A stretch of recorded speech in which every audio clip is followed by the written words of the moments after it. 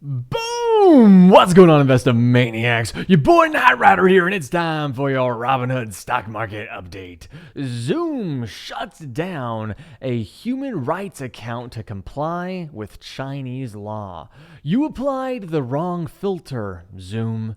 An American human rights organization hosted a Zoom conference to remember the lives lost in Tiananmen Square 31 years ago. Then, Zoom shut the American account down, zooming it out.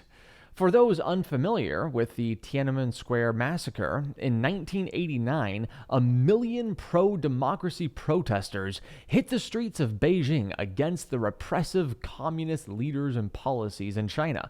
The Chinese government cracked down hard, killing hundreds, thousands, at least 10,000 people, according to the BBC. The exact number is unknown due to the very tight news control and information control of the Chinese Communist Party. Censored. In China, it is illegal to discuss Tiananmen Square.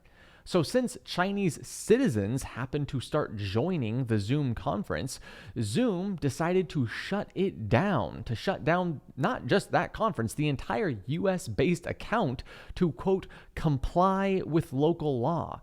Zoom's response, quote, it is not in Zoom's power to change the laws of governments opposed to free speech. So, what is in the company's power?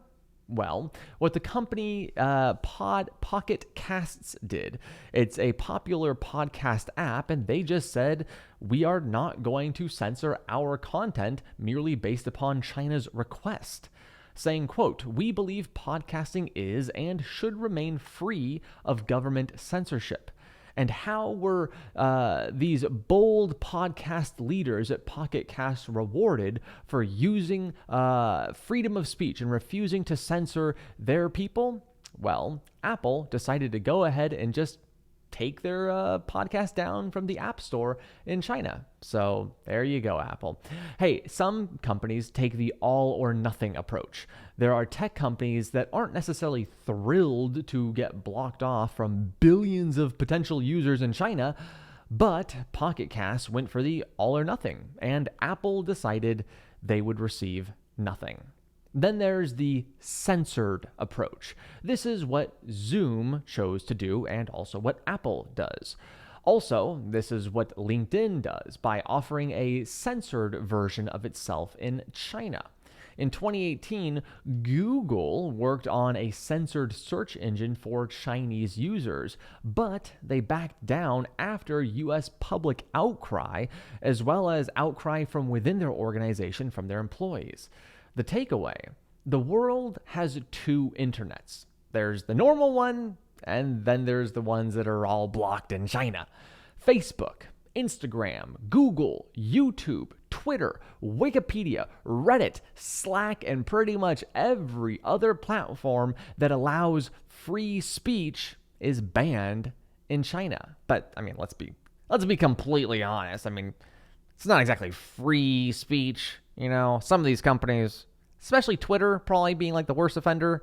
I mean, it's almost free speech. How about that? It's like almost free speech so long as you agree with what they want you to say. Anyway, tech companies have decided if they'll go all or nothing or censored with China. Some tech companies' employees and users push back harder than others. Google employees rallied hard against Google, and there was public outcry when they tried to censor their searches in China, so they pulled back.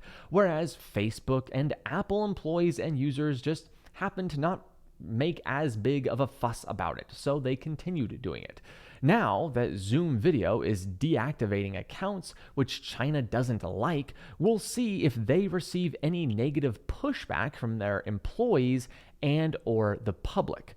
As far as China goes, well, China has had no problem creating their own government-censored social copycats, like WeChat for WhatsApp and Weibo for Twitter. Hey, that's it for this video. If you enjoyed it, I'd appreciate a thumbs up and a sub. Peace.